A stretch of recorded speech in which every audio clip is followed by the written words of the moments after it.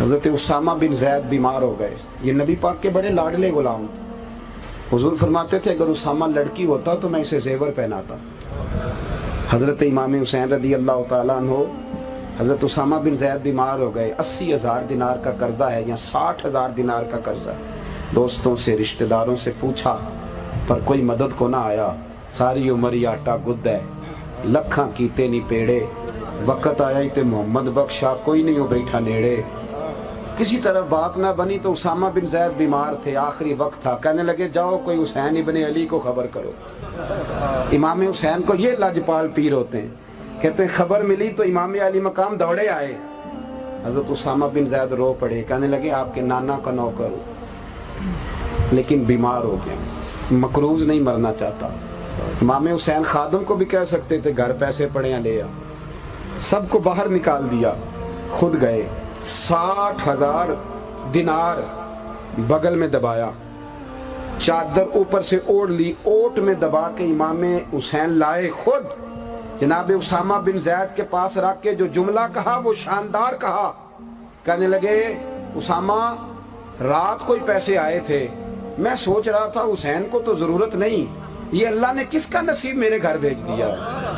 اب پتہ چلا ہے رب نے تیرے لیے بھیجے تھے، تیرے ہی تھے یار، تیرے لیے آئے ہیں. امام حسین نے بڑا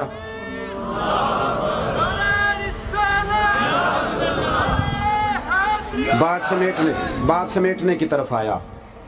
امت کے ذمے 2 کام بڑے ضروری ہیں. ایک تو ادب والے لوگ مہذب ہوتے ہیں. توجہ ہے میری بات پر؟ 3 لوگوں کا پیر کوئی نہیں ہوتا. ایک چودھری صاحب کا پیر کوئی نہیں ہوتا، ایک مالدار کا پیر کوئی نہیں ہوتا، اور ایک جس کے دماغ کو پڑھائی چڑھ جائے اس کا بھی پیر کوئی نہیں ہوتا. ناراض ہو گئے آپ لوگ؟ چلے ہو جائیں، میں نے تو ابھی چلے ہی جانا ہے، لیکن بات سچی کر دی ہے میں نے. یہ حضرت رومی کا فرمان ہے. جب تک غریب ہوتے ہیں تب تک دعائیں کراتے ہیں، جب بھیر ہو جاتے ہیں تو کہتے ہیں میں تو محنت کر کے ہوا ہوں. اور بھائی سنو، یہ جو ہمارا مزاج بن گیا نا، اس سے نکلو. یہ اور ملا رومی نے تو یہاں تک لکھا ہے کہ مولوی کا بھی پیر کوئی نہیں ہوتا.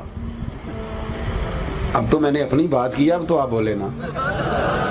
مولوی ہرگز نہ شد مولائے روم، تا غلام شمس تبریز نہ شد.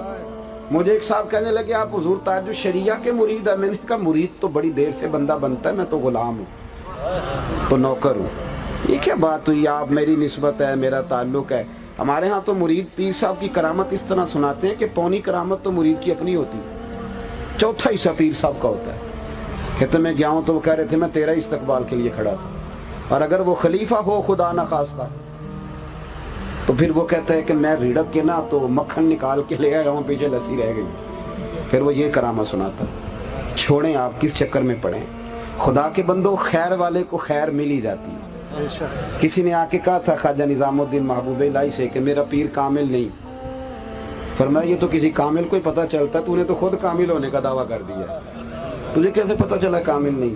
اگر کچھ شرعی غلطی ہے، دین کا باغی ہے تو بتا. عرض کی حضور نہیں، کامل نہیں. فرمانے لگے جا دوڑ جا کے اسی کی نوکری کر. تو اللہ کی رضا کے لیے نوکری کر، وہ جانے اور اس کا رب جانے. تجھے رب کی رضا کے لیے محنت کرنے پر اللہ اجر عطا فرمائے گا. من احب للہ و ابغض للہ و اعطى للہ و منع للہ فقد استکمل الایمان، او کما قال نبی صلی اللہ علیہ وسلم، رواہ البخاری و مسلم. حضور نے فرمایا محبت کر تو اللہ کی رضا کے لیے، بغض رکھ تو اللہ کی رضا کے لیے، کسی کو کچھ دے تو اللہ کی رضا، کسی سے کچھ چیز منع کر تو پھر بھی اللہ کی. ادب آداب، کسی سید کا بلا وجہ بھی ادب کرو گے تو اللہ راضی ہو جائے گا. صحیح کہہ رہا ہوں. ہمارے ہاں ماحول نہیں رہا. یہ درویش لوگ ہیں بیچارے سادے جو کچھ کریں. اہل بیت نبوت کا ادب. اعلیٰ حضرت فاضل بریلوی رحمۃ اللہ علیہ نے فتاوی رضویہ کی 8ویں جلد میں حدیث لکھی ہے. نبی پاک علیہ السلام نے فرمایا جس نے عبد المطلب کی اولاد کے ساتھ نیکی کی. اور مزے کی بات یہ ہے حدیث کے راوی امیر المومنین سیدنا عثمان غنی ہیں. حضرت عثمان غنی رضی اللہ تعالیٰ عنہ راوی. حضور نے فرمایا جس نے عبد المطلب کی اولاد کے ساتھ نیکی کی وہ جب مجھ سے ملے گا تو میں خود اسے صلہ عطا کروں گا. اب بریلی کے امام کا قلم بڑا شاندار ہے نا. اعلیٰ حضرت حدیث پہ تبصرہ کرتے ہیں، کہتے ہیں صلہ تو بڑی دور کی بات ہے، महबूबा हमारे लिए इतना ही काफी है। आपने कह दिया जब वो मुझसे मिलेगा। तो आपकी मुलाकात ही बड़ा सिला है, तो अगला सिला क्या करना है? अदब करें, एहतराम करें। एक आला हजरत के छोटे बेटे थे, मुफ्ती आज़म मौलाना मुस्तफ़ा रज़ा खान। 1.25 करोड़ आदमी मुरीद था। एक उनके मुरीद ने एक नाम मानने वाले से कह दिया कि मेरे मुर्शद मुफ्ती आज़म है। वो कहने लगा तुम्हारा सुन्नियों का तरीका है, जिसको भी कहते हो आज़म ही कहते हो, इमाम हो तो इमाम आज़म, हजरत हो तो आला हजरत, तुम्हारा तरीका है, अब मुफ्ती आज़म कह लो। कहने लगा नहीं वाकई मुफ्ती आज़म। कहने लगा चलो मेरे साथ चलो, मेरे सवाल का जवाब देंगे तो फिर मानूंगा ना। हजरत मुफ्ती आज़म के बैठक के 3 दरवाजे थे, एक घर खुलता था, एक मदरसे में और एक बाहर गली में। वो मुरीद साथ लेके आ गया, आप बैठे थे। अब उसने कहा था मैंने सवाल पूछना है। कुछ लोगों ने पहेलियां याद की होती है ना, इल्म के लिए मसला नहीं पूछते, किसी का इल्म चेक करने के लिए मसला पूछते, इसलिए सारी जिंदगी फैज नसीब नहीं होता। आके हुजूर मुफ्ती आज़म से उसने कहा जी मेरा ये दोस्त है, ये आपसे कुछ सवाल करना चाहता है। आपने फरमाया पूछो। तवज्जो है मेरी बात पर? बस समेट रहा हूँ, पूछो। कहने लगा जी नबी करीम अलैहिस्सलाम की 4 बेटियों के नाम बताएं। उस बेचारे का बड़ा इल्म होगा ना, नाम बताएं। हजरत मुफ्ती आज़म उठे और जो दरवाजा घर खुलता था अंदर चले गए। तनकीद वाले मिनट लगाते हैं, तनकीद कर देते हैं। कहने लगा तू कहता था मुफ्ती आज़म, उन्हें तो 4 बेटियों के नाम नहीं आते, किताब देखने चले गए। अब वो मुरीद भी परेशान हो गया कि हजरत बात तो मुश्किल कोई नहीं थी। सैयदा ज़ैनब, सैयदा रुकैया, सैयदा उम्मे कुलसूम, सैयदा फातिमा ज़हरा रिदवानुल्लाह ताला अलैहिम अजमईन, आप बता देते बात खत्म हो जाती। अंदर क्यों गए? सुनो दोस्तों बुजुर्गों के तरीके। थोड़ी देर गुजरी, थोड़ी देर के बाद हुजूर मुफ्ती आज़म वापस आए तो दाढ़ी से पानी के कतरे गिर रहे थे। फरमाने लगे मैं वुजू करने गया था, मैंने महबूब की बेटियों के नाम कभी बगैर वुजू जुबान से अदा ही नहीं किया। सल्लल्लाहु अलैहि वसल्लम ने कुचल डाला। अंदाज तो देखिए, हजरत सैयदना अब्दुर रहमान इब्ने औफ मालदार से आबी थे। एक दिन सुबह सुबह देखा करीम रसूल की पुश्त मुबारक पर मोटे मोटे बान के निशान पड़े हुए। हुजूर रात मोटे बान की चारपाई पे सोए हैं तो मोटे मोटे निशान पड़ गए। अब्दुर रहमान इब्ने औफ रोए और एक मोटी चादर लाए। तवज्जो है आप हजरात की। सैयदना बिलाल हबशी से कहा बिलाल 2 तय करके चादर बिछाया कर, मेरे नबी को आराम के साथ लेटना चाहिए। हजरत बिलाल हबशी कहते हैं मैंने चारपाई पे डबल करके वो चादर बिछा दी। करीम रसूल उस चादर पे लेटे। सवेरे उठे तो कहा बिलाल बिस्तर किसने बिछाया था? हुजूर मैंने। फरमाया आज के बाद मोटी चादर ना बिछाना, आज के बाद मेरे बिस्तर पर मोटी चादर न बिछाना। मोटी चादर। हुजूर क्यों?